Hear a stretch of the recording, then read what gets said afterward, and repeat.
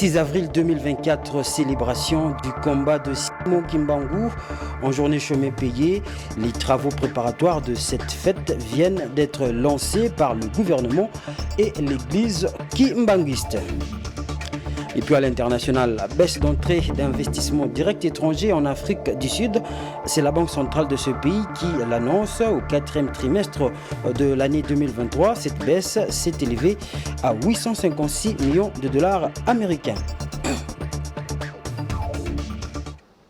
Bonsoir et bienvenue, mesdames et messieurs, à ce journal sur Géopolis Télévision. On va commencer par cette nouvelle qui vient de tomber. L'informateur Augustin Kabouya a présenté le rapport définitif de sa mission au chef de l'État reçu ce vendredi à la Cité de l'Union africaine. L'informateur désigné a présenté au chef de l'État Félix Tshisekedi le rapport final de sa mission. Augustin Kabouya a remis au président de la République un rapport volumineux de plusieurs pages qui reprend les conclusions de ces consultations politiques en vue de dégager la majorité présidentielle. Nous reviendrons avec force détail dans nos prochaines éditions. Et puis, les taux d'échange ne cessent de grimper chaque jour qui passe. Le panier de la ménagère se trouve ainsi affecté négativement. Les Congolais sont contraints de faire preuve de plus d'imagination pour répondre aux besoins de leurs familles respectives.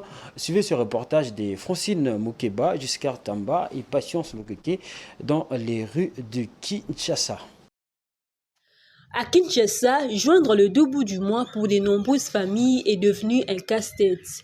L'une des causes à la base de cette situation est la dépréciation continue du franc congolais face au dollar américain, une monnaie dont la RDC est fortement dépendante. C'est une complication pour presque tous les ménages. La grande difficulté est laquelle dans notre pays. Si y a hausse du taux, les salaires ne sont pas adaptés au même moment. Et pourtant, nous sommes dans une économie extravertie.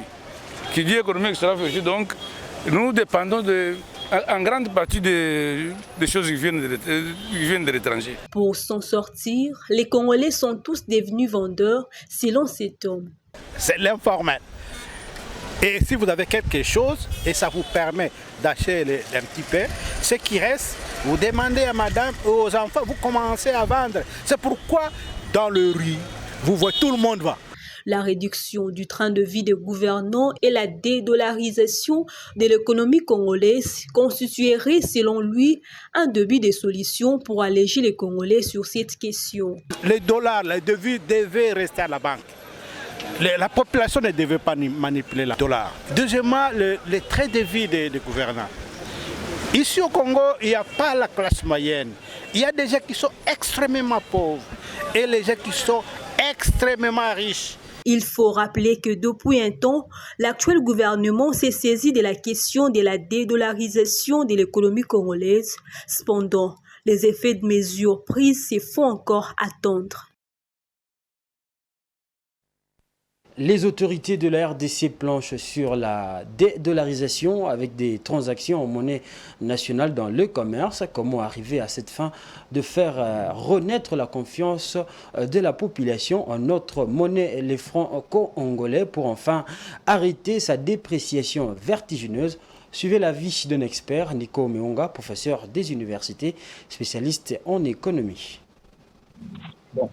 D'abord, pour répondre à la question, il faut savoir pourquoi il y a dollarisation de l'économie congolaise.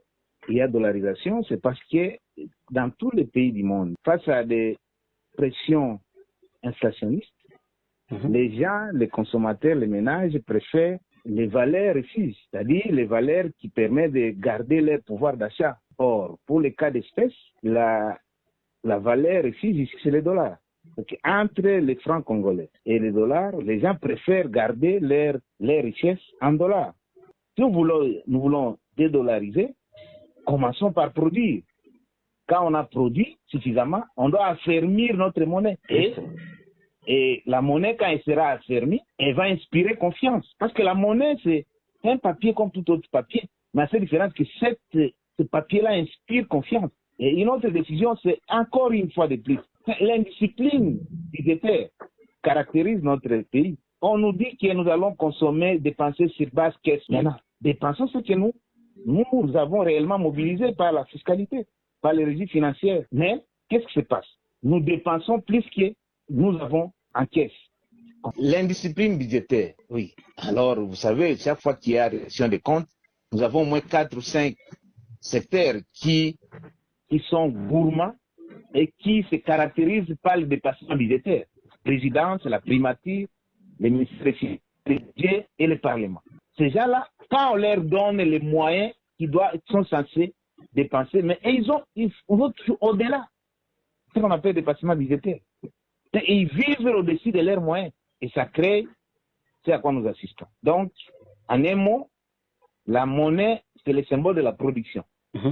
Nous voulons une monnaie forte, commençons par produire.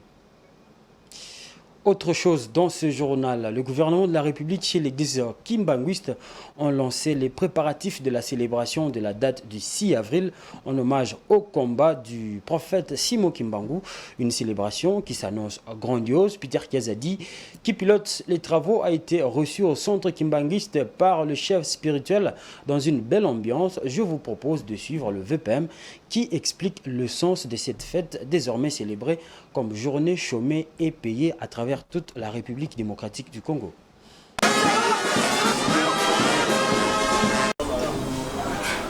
Du prophète Simon Kimbangu, lui qui a su sacrifier toute sa vie, sacrifier même les siens, c'est-à-dire sa famille, ses enfants, pour que non seulement les Congos soient libres, mais l'Afrique entière soit libre. Aujourd'hui, nous sommes en train de vivre ces prophéties. Il fallait que la nation lui reconnaisse ses combats.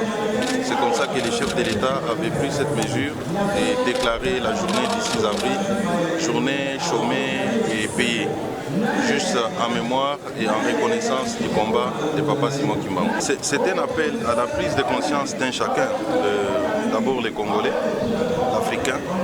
Le combat de Papa Simon Kimbangu, c'est aujourd'hui un combat universel, un combat pour l'égalité, un combat pour le respect des droits de l'homme, un combat pour la liberté et l'indépendance.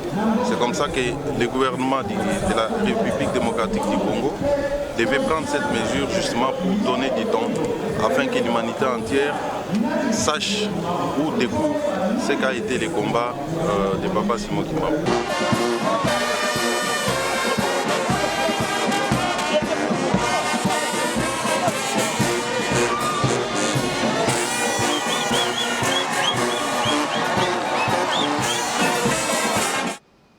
Dans un tout autre chapitre, pourquoi la parité au travail n'est-elle pas respectée? Le 50-50 entre les hommes et les femmes dans le milieu professionnel est un débat sans fin, mais selon certains chefs d'entreprise, la politique et les réglementations autour de l'emploi font de la femme un poids pour une entreprise. C'est le point de vue de Sylvie Malukissa, la directrice générale de Manitech Congo, a réagi en marge du mois de la femme. Elle a été interrogée par Patrick Ilunga. Les politiques de notre pays, les politiques, et quand je parle de politique, je parle de loi, de la réglementation de notre pays, qui jusqu'à aujourd'hui défavorise encore la femme sur plusieurs aspects. On a beaucoup de réglementations qui sont difficiles pour les femmes. Lorsqu'on regarde la réglementation du travail, par exemple, les horaires de travail sont favorables pour les hommes. En général, à la maison, dans un couple, ou même un garçon qui vit à la maison chez ses parents et une fille qui vit encore chez ses parents, les heures de travail sont plus favorables pour l'homme parce qu'on travaille jusqu'à 17 heures, mais les hommes peuvent travailler jusqu'à 20 heures. Mais la loi dit que normalement, les femmes ne doivent pas rester, surtout dans les usines, les femmes ne doivent pas rester après 18 heures. Mais cette femme qui ne peut pas rester après 18 heures, qu'est-ce que son employeur va dire? Elle a un plus faible rendement que les hommes. Donc, mieux vaut pour moi recruter plus d'hommes que des femmes parce que le rendement est meilleur chez les hommes. On va parler par exemple d'une loi de la maternité. 3 mois de congé maternité. Moi, je veux qu'on mette 3 mois de congé maternité pour l'homme et la femme. Nous partons en couple. Nous avons eu un enfant à 2. Monsieur doit quitter son travail pour 3 mois aussi. 14 semaines à la maison. Hommes et femmes. Pourquoi? Parce que lorsque une femme, d'abord être enceinte pendant qu'on travaille, c'est très dur. On ensuite, pendant 9 mois, tu dois travailler comme tes collègues hommes. Pendant que le gars avec qui tu as fait le bébé, lui, il ne fait pas, il est à l'aise et tout, mais c'est toi qui as les vomis, les maladies et tout. Ok? C'est bon. Tu termines tes 9 mois à travailler comme tu veux, et puis tu pars 14 semaines congé à la maison. Ça te fait une année entière pendant laquelle tu as été en deçà du rendement productif. Économiquement parlant, une femme coûte plus cher dans une société. Juste au cas où vous vous demandez pourquoi est-ce qu'il y a cette petite phrase, les candidatures féminines sont encouragées, mais on recrute que les hommes. Il devient un poids. Et la femme est un poids pour une entreprise. Voilà, on va parler de toute autre chose. La mesure portant interdiction aux motocyclistes de circuler dans la commune de La Gombe est toujours en vigueur. Malgré cette mesure, quelques mototaxis continuent de circuler dans les quartiers de la commune de La Gombe. Dans ce reportage que nous vous proposons, vous allez suivre quelques conducteurs de ces engins qui se sont livrés à nos reporters. À peine la moto stationnée, les clients sautent et son conducteur, communément appelé Oewa, repart aussitôt en vitesse. Cette scène est désormais récurrente sur la route poids lourd au niveau des Sep Congo, non loin de la gare centrale, dans la commune de La Gombe. C'est l'astuce trouvée par certains conducteurs de moto pour braver la mesure, leur interdisant d'accéder à la commune UP de Kinshasa. Ils donnent des raisons qui les poussent à accéder à tout prix à La Gombe. Mama to souffre mabe makasi. Banda ba pekisi moto na Gombe. Tozonyo koma makasi, tozana basi, tozana bana, tofuta banda kwa batu. Mais ero, tokomi na cité, toyeba susu kokula susu cité, toyeba ka kuna. Mais kuna bakumbo Hollanda biso na ba moto na biso nyoso ezokende. Esike kende toyeba te. Les paris restent tout de même risqués car une fois pris dans les filets de la police, c'est la moto qui est confisquée. Et à ce sujet, certains Wewa dénoncent certains agissements policiers. Pese akanyi moto akenango quelque part ateki polokola autorisation pese me pas mi général. Yango ba kanga ba moto, ba teka ba moto. On retrouve ba moto na biso na boka baninga. Okuta moninga amata moto botunye asombe pas policier. Bonanine. Ta ba kangela moto, preuve d'arrestation exacte. En outre, ils estiment que cette mesure est désormais source de tracasseries même en dehors de la Gombe comme ici à Pomatete. Bakomo ya tina baramoto. Gombeza na baramoto te. Gombeza na baramoto te. Bazo tina baramoto ana bazo kanga ba moto bazo kina bango. Ata na poids lourd. Ah toza na Gombe te, ah toza na limité. Mais bakanga ba moto, bakena ba moto ça qui otuna oye besika moto zokende.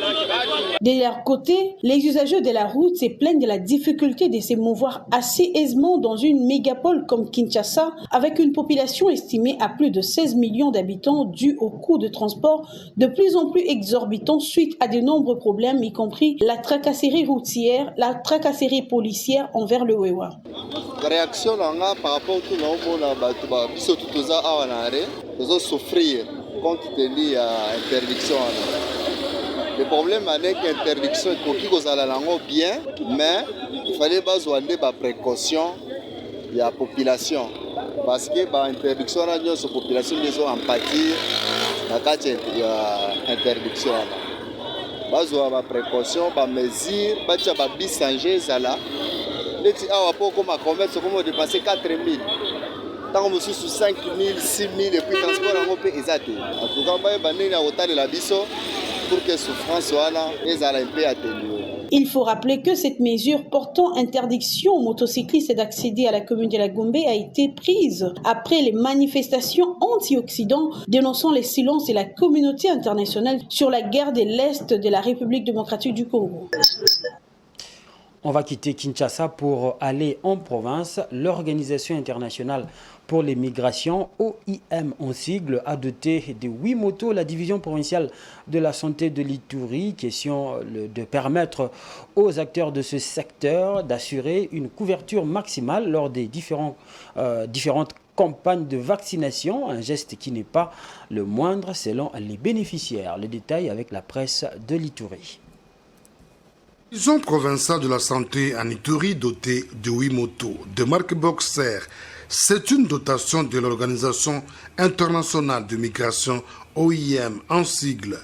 Ces engins permettront aux acteurs de la santé d'assurer une couverture maximale lors des différentes campagnes de vaccination, a dit le représentant de l'OIM. Excellence, Au nom de Fabien, chef de mission de l'OIM en République démocratique du Congo, nous vous remettons symboliquement la clé ainsi que le casque de protection de façon très symbolique pour votre usage. L'un des bénéficiaires satisfaits promet d'en faire un bon usage. Nous ne pouvons qu'être contents de ce que nous venons de recevoir. Avoir 8 motos comme ça pour la division provinciale, c'est pas une petite chose.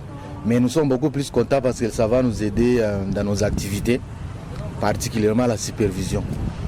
Alors ces motos vont aider nos superviseurs pour aller atteindre ces sites où nous avons mis des positions ou bien des stands pour la vaccination. C'est dans ce sens-là que ces motos, nous sommes vraiment très bénéfiques pour cette activité. Le gouverneur militaire de l'Ituri, le lieutenant-général Luboyanka Chomadjouni, qui a présidé cette cérémonie, attend voir le bénéficiaire améliorer leurs prestations avec ces dotations de plus. Et cet appui va nous permettre ou va permettre à nos médecins, va leur faciliter d'atteindre, n'est-ce pas, tous les enfants à vacciner. Et ça, c'est une très bonne chose, une chose pour nous. Donc, ils seront mobiles. Depuis l'avènement de l'état de siège, le gouvernement central a apporté un appui considérable aux structures sanitaires de l'Ituri, ceci grâce à l'appui technique de différents partenaires. Et nous allons rester en province pour prendre cette information en bref. Élection du bureau définitif de l'Assemblée provinciale de Kwango, le député Masala Ikomba André s'est offert le perchoir du président du bureau avec 13 voix sur les 24 votants. Ce cadre du parti Alliance pour la bonne gouvernance ABG du député national Jonathan Wata se fera accompagner de Anissé Mangala, élu vice-président de Makambu Safuka Louise Eric et Waditukila Masanda, respectivement rapporteur et rapporteur adjoint. Et enfin, il y a Mayele Luinda, élu questeur du bureau définitif de l'Assemblée provinciale de Kwango. Et en sport, le tout-puissant Mazembe affrontera le club angolais de Petro Atlético d'Angola ce samedi 30 mars 2024 au stade TP Mazembe de Kamalondo. Cette rencontre rentre dans le cadre des quarts de finale aller de la Ligue des champions de la CAF. Blessed Kouzola. Le tout-puissant Mazembe est qualifié pour le quart de finale de la Ligue des champions de la Confédération africaine de football se mesurera face à Petro Atlético d'Angola. La manche aller aura lieu ce samedi 30 mars 2024 au stade TP Mazembe de Kamalondo à Lubumbashi. Puis la manche retour interviendra une semaine après, soit le samedi 6 avril 2024 à l'Estadio 11 de novembre de Luanda en Angola. Comme en 2009 où les Badiangwena avaient enregistré 2 victoires en 2 rencontres lors de 8e de finale de la Ligue de champions de la CAF face à cette équipe angolaise, le Corbeau Luchois devront mieux performer. Petro est un adversaire sérieux et redoutable, n'ayant enregistré aucune défaite et aucun but encaissé en 6 matchs de la phase de groupe de 8e de finale, étant dans un groupe C très relevé composé de l'Espérance de Tunis, Al Hilal du Soudan de Florent Ibenge et l'Étoile sportive d'Israël. De plus, les Angolais trônent en tête de la Girabola, le championnat angolais avec 34 points en 14 journées et auront à cœur d'effacer l'humiliation subie il y a pile 15 ans. Pour la petite histoire, en 2009, Mazembe avait battu Petro à la fois à domicile et à l'extérieur.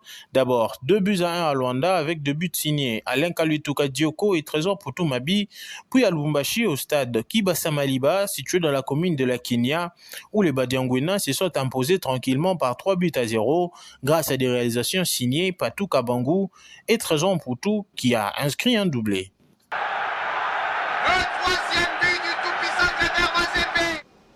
C'est avec cette information sur le sport que nous allons passer directement vers la page internationale.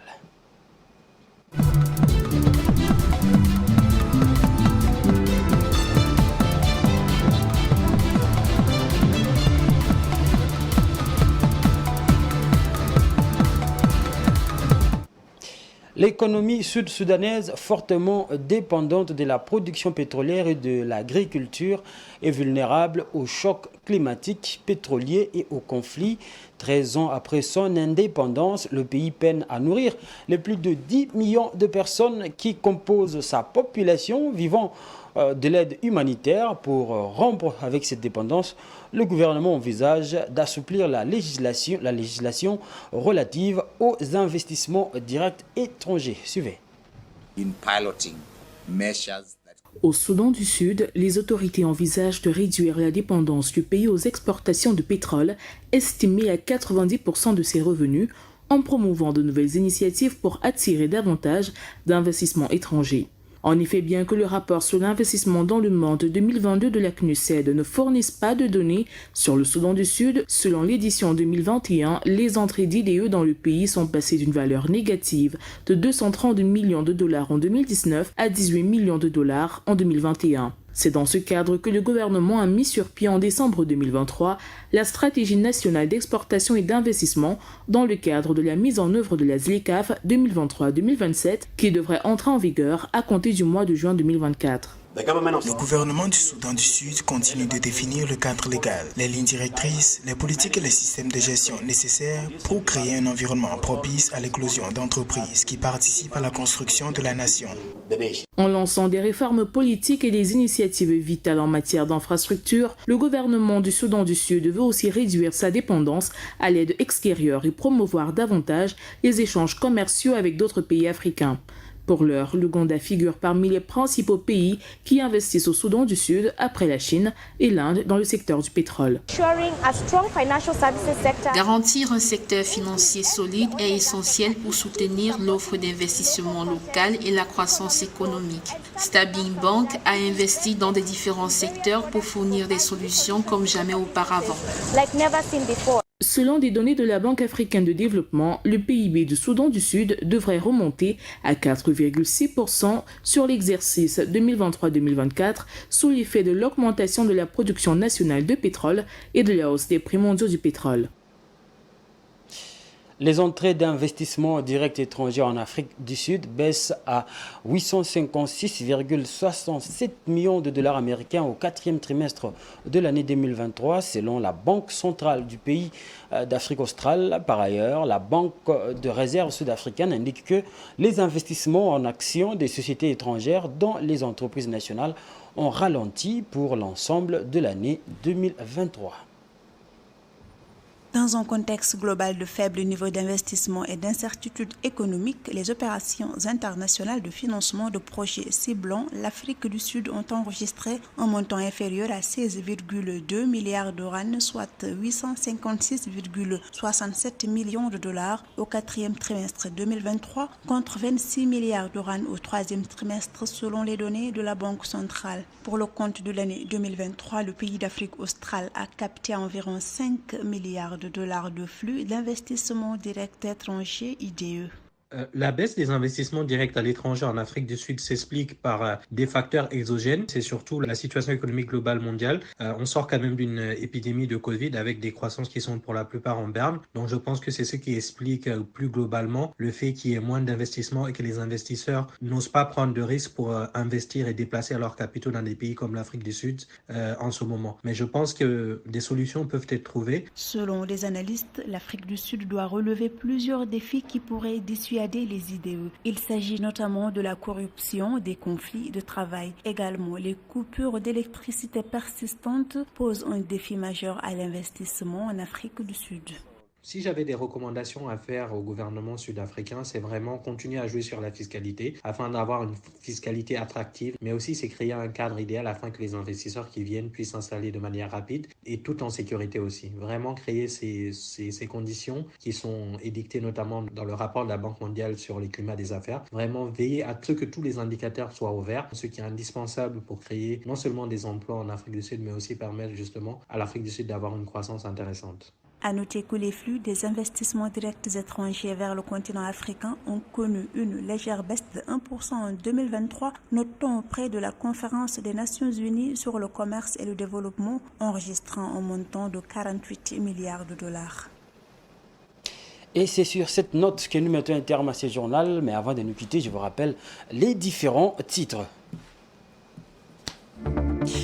6 avril 2024, célébration du combat de Simon Kimbangu en journée chômée et payée. Les travaux préparatoires de cette fête viennent d'être lancés par le gouvernement et l'église kimbanguiste. Et puis à l'international, vous avez suivi dans ce journal, baisse d'entrée d'investissement direct étranger en Afrique du Sud. C'est la Banque centrale de ce pays qui l'annonce. Au 4e trimestre 2023, cette baisse s'est élevée à 856 millions de dollars américains. C'est la fin de ce journal, mesdames et messieurs. Merci à vous de l'avoir suivi. Les programmes se poursuivent sur Géopolis Télévision. Au revoir.